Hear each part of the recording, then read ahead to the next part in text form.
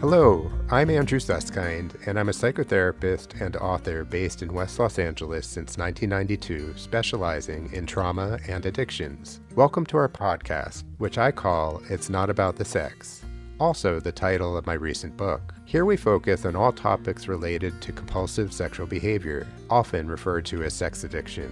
In particular, we explore ways to build long-term, sustainable recovery while establishing more meaningful connection and greater intimacy. Our intention is to offer fresh viewpoints, brand new perspectives, and practical user-friendly tools toward living a more deeply connected life. Let's get started.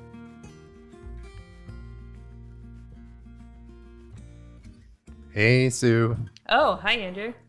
I didn't know we were starting right in. We are starting right in. Fantastic. Yeah. Always glad to have you here with me. Oh, yeah. This is great. And today I'm especially excited because we are going to be talking about a topic that doesn't always get talked about in this particular way. The topic is fantasy.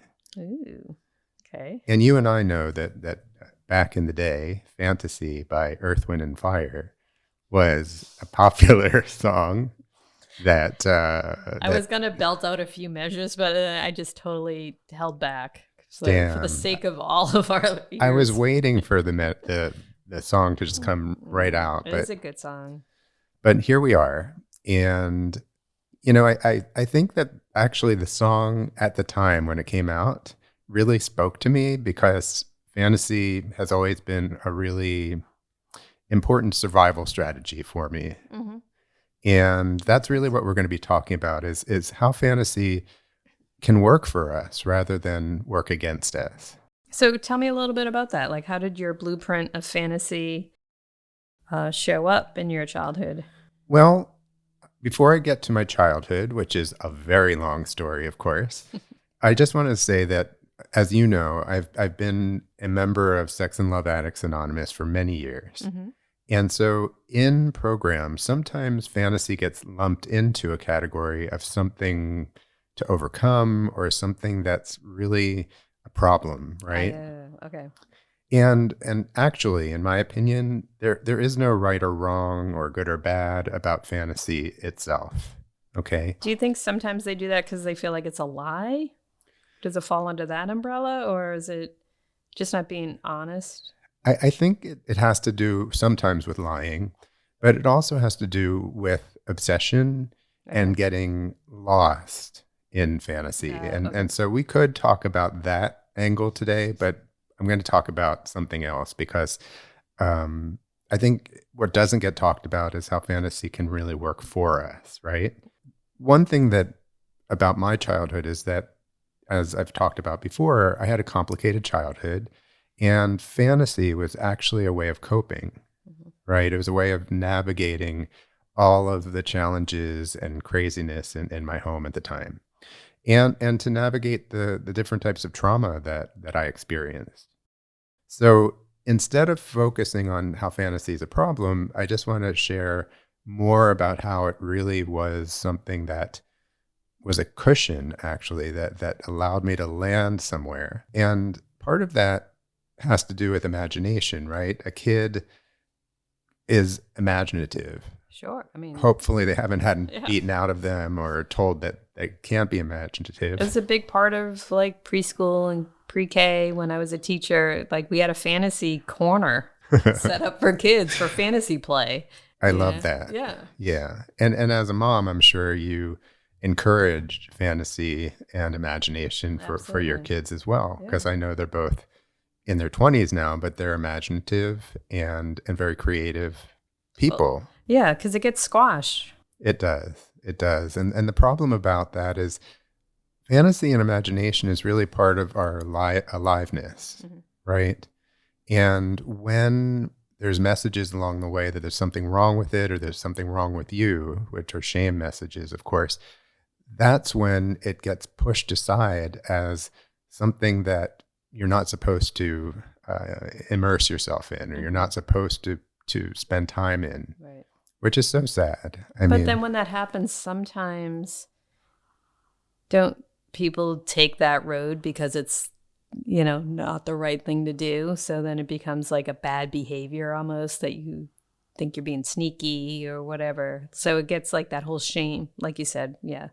So that's how that gets created in people's brains. It's interesting how that all works. Yeah. I suppose it's like anything. Like if we're given some reinforcement and some love and some permission to allow ourselves to be imaginative, it grows, right?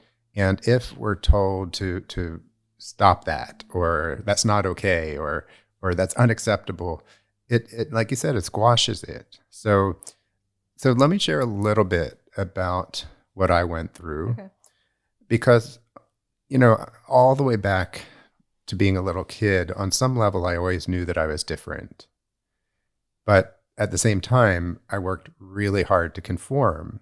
So this might sound upside down, but my conformity was a fantasy, right? Right. And then when I finally came out many years later as a gay man, I was able actually to feel more free. But conformity was part of my fantasy world, right? I tried so hard to be a good little boy and do all the heteronormative activities and wear heteronormative clothes, or whatever that is, Right, whatever right. that means. So in addition to that, I was also, I was glued to the television. I mean, is that something that was part of your childhood as well, Sue, or not as much? If it was allowed, I probably would have been. Oh. But yeah, we weren't really allowed to watch TV. Oh my gosh. I was given carte blanche to watch TV like all the time. From the time I got home from school till the time I went to bed, I would do my homework in front of the TV. It was really Wow. bad habits. But the point that I'm making is that at the time, and I'm going to date myself here, the Brady Bunch on Friday nights, the original Brady Bunch, Okay. Love Boat on Saturday night, eventually Happy Days on Tuesday night. Those were my shows, right? And lots of other shows too. MASH, All in the Family, Mary Tyler Moore, you name it. But what was really amazing about that for me was I lost myself in those television shows and those characters. I was so enamored with them. And so television was one of my places for fantasy and imagination. And in addition to that, and I don't know if this was your story either, but I also got lost in video games. Was that your thing? Yeah, or? so that was more of my thing. Yeah. Yeah. And that was only allowed when my mom wasn't around, but my dad and I would enjoy video games together. Interesting. Yeah. Interesting. I Well, think teenager, I guess. Yeah. Even more so. Yeah. Sure. I think because I was the fourth of four boys, they saw me as being very well behaved. So I would go up to the local bowling alley and go to their arcade and play video games for hours. Wow. Yep. Of course we didn't have the internet or things like that at the time, but at the time, things like Ms. Pac-Man and Asteroids and Galaga and lots of other things that were so full of imagination and mindlessness in a way. Right. But so stimulating, right? Yeah. I got so stimulated by getting the points and by being some kind of champion. Yeah, you get to put your name in a machine. That's right. That was a big goal to do. Yeah. Exactly, Right. exactly. And fast forward, I then, as a teenager and young adult, got hooked on anonymous sex, right? And that was probably the greatest example of getting completely lost, where my little brain or younger brain got hijacked, and I was lost in the fantasy of being desired, being seen, being on the hunt for just the right sex partner or whatever that was.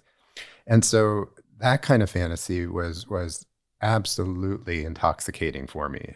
I guess it turns on your adrenaline a little bit too. Oh my right? gosh. So you have like hormones and just raging throughout your body. Exactly. Yeah. Exactly. So that was my drug at the time. And at the same time as that, I was also looking for love in all the wrong places, right? I was seeking the fantasy guy. Right. And at the time, I was seeking the fantasy guy who would rescue me from my misery. So it's complicated because on the outside, I kind of looked like I had it together, sort of. What do you think? Because we went to college together. So did I look? Oh, you absolutely had it together. Yeah. You appear to. Yeah. But as you know, that there was that double life, right? Where on the one hand, maybe I looked like I had it together, but underneath there was that undercurrent of misery. And so I was really into the fantasy again and again and again of finding the right person who would make my life better. Rather than feeling whole in myself, I was looking outside myself. So the double life really is the fantasy, right? The part of me that was sort of living half in reality and half in fantasy. Makes sense. Yep. Yeah. So isn't that example of love addiction? Well, the funny thing about love addiction, and we've talked about that on our podcast before, is that love addiction really isn't about being addicted to love. It's about being addicted to the fantasy of love. Okay. And so, yes, absolutely. I was absolutely stuck in the loop of the fantasy of what I thought love was all about. And I would be in this cycle again and again and again and again. I was a serial dater. I was a serial seeker, and nothing ever worked out. I mean, I think for years, the longest relationship was maybe 3 or 4 months. Wow. Yeah. So that was something that was all based in fantasy and not being grounded. And so, it's interesting because I also want to say that this idea of love addiction, and I kind of wish there was a different term for it, to tell you the truth, because it really is about deeper attachments and deeper longings. And so, in my family, I think we loved each other, but we had no clue how to love each other. And so we were in this really hollow place that we called home. And it was just not satisfying because we just didn't know how to be close with one another. So our longings for closeness and feeling seen and heard and understood were never fulfilled. Do you think that was the same for everyone in the family, or different people could react differently to being in a family like that? It's hard to say. I think the dynamic of my particular family was based in generations of really not knowing how to love. I mean, it's very sad, but I think I call them the generational hand-me-downs. And my grandparents were good people. My great-grandparents were good people. They came from Europe and settled in New York and did all that hard work. But their work ethic was really what their life was all about. And even my grandmother, thank goodness, was a source of love for me, unconditional love and unconditional acceptance. So I did have that bright, shining star that kept me company as a kid. That it was out there somewhere. Exactly. And that So goes back to the longing. Yeah, and there's people in my family today that have worked on issues of intimacy and love and having the kind of satisfying relationships that, of course, we all seek. And so nowadays, I have my few family members and family of choice, including you, who have been the sustenance for me to move forward beyond fantasy, if we want to call it that. So, what exactly is healthier sexual or romantic fantasy? It's a great question. The reason that I wanted to talk about this today is that I'm leaning more and more into a sexual health model and a sex positive model and a romance positive model, so that instead of calling fantasy a problem, let's look at how it can be an attribute, right? Not that people, there are folks who really hit bottom with their romantic fantasies, and I was one of them back in the early 90s. But there's also this possibility of fun, right? Fun. Sure. liberation, expansiveness, and pleasure, right? And it doesn't matter whether it's in the privacy of your own home with yourself or with a consenting partner or partners. But we're really talking about building the capacity to play in fantasy and then to return to real life again. So if we can dabble and have fun and enjoy that fantasy world, whatever that might be, sexually or romantically, that's the imaginative, creative part of us. And then how can we have the capacity to come back to our real life, our grounded self, and know that both are available to us at any given time? So, question for you. Okay. Do you think that people in general have open, honest conversations about their fantasies? No. And I know you talked about this before in the past on one of your podcasts about how difficult it is in our country and our society to have pleasure. Right. Like that's like looked down upon. That's not talked about. There's no communication about it. So, yeah, no, I don't think people have open conversations about fantasies. Yeah, it's really a sad reflection on American culture. I can't speak for every other country because there are some countries that would have a much different conversation about this than we are right now. But fantasy somehow gets brushed under the rug or even called taboo, right? That it's not something we talk about, right? It's something that you keep behind closed doors. And that seems very much like a setup to me because it's compartmentalizing a really vital and alive part of each of us. So like we talked about previously, it comes from the puritanical fumes of the past. And the Puritans, meant well, I suppose, at the time, very rigid with their rules and their ways of living in their communities. But it seems to be a barrier, a barrier that gets in the way of being fully ourselves. And if there's one thing that I'm talking about today and in general, is that I personally, and with my clients and with my friends like you, encourage you to be absolutely fully yourself. And when we're editing or censoring or compartmentalizing or living a double life, there's something very painful and at times like a heartache that goes along with that. Things get lost. Yeah. Yeah. They do get lost. Yeah. It's hard to really have those conversations.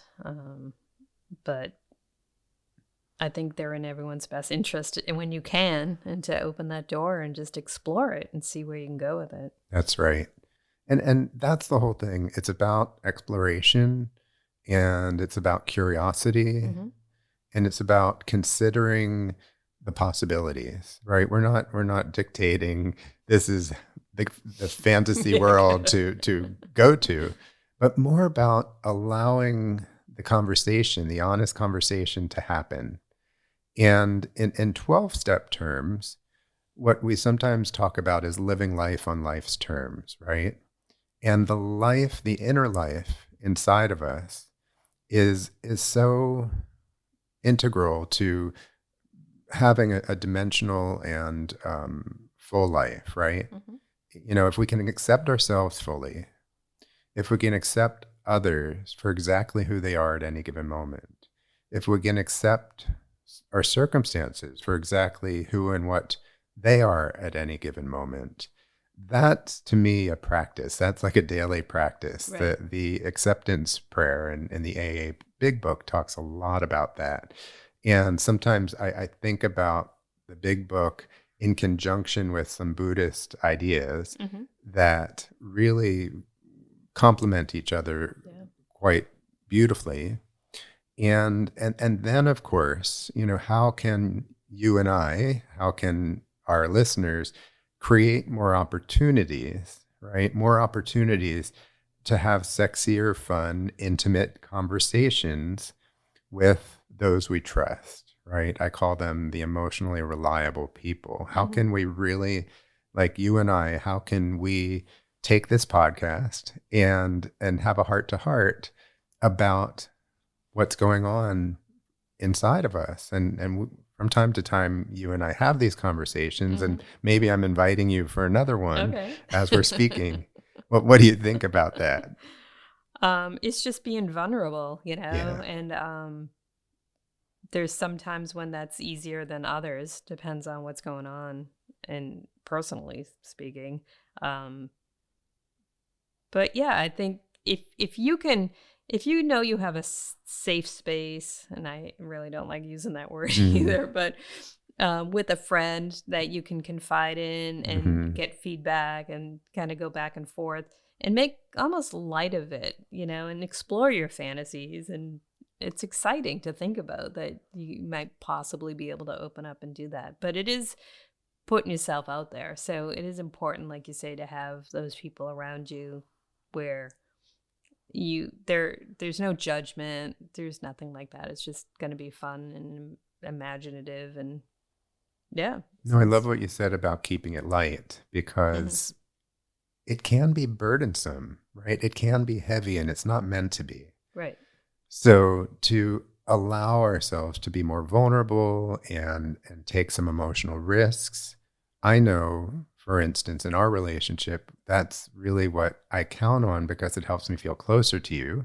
And we get to have these heart-to-hearts that are really meaningful and that soften my heart. And part of my recovery is about lightness and ease and heart softening. And so that's the direction that I see us going with this particular topic, which again, we're not talking about the folks who are really suffering out there today. We're talking about folks who are a little more advanced in their recovery and their willingness to explore this particular topic of fantasy and imagination in a way that can be very heart-opening. So that feels like a place for us to end for today. And as always, thank you for being here, Sue. Oh, it was great talking about this, and I'm thinking about all these fantasies now that I want to explore a little more. Me too. And my fantasy is that we will continue this conversation beyond this podcast. Okay. Cool. Deal. Look forward to it. Me too. Thank you for listening today. It was terrific sharing this time once again with my colleague and friend, Sue Merlino, and discussing this really vital topic that affects those affected by a compulsive sexual behavior. Please be sure to give us a 5-star rating on iTunes, or please share our podcast on Spotify. And if there are topics you would like us to discuss in the future, just let us know. I look forward to you joining us on future podcasts, and thanks again for being with us today.